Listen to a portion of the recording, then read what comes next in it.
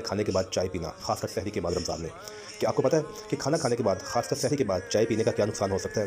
سحری کے بعد چائے پینا ہمارے نظام ہضم کو متاثر کرتا ہے۔ چائے میں موجود کیفین اور نکوٹینز ہمارے نظام ہضم کے انزائمز کو کمزور کرتے ہیں، جو کھانا ہضم کرنے میں رکاوٹ ڈال سکتے ہیں، اور اس سے ایسیڈیٹی اور گیس کا مسئلہ ہو سکتا ہے۔ رمضان کے دنوں میں ویسے ہی پانی کی کمی ہو سکتی ہے، کیونکہ روزے کے دوران ہم پانی نہیں پیتے اور چائے میں کیفین ہوتی ہے جو ایک ڈائیورٹک ہے، یعنی یہ پانی کو جسم سے نکالتی ہے۔ سحری کے بعد چائے پینے سے ڈی ہائیڈریشن کا خطرہ بڑھ جاتا ہے، جو دن بھر کے دوران تھکاوٹ اور کمزوری کا سبب بنتا ہے۔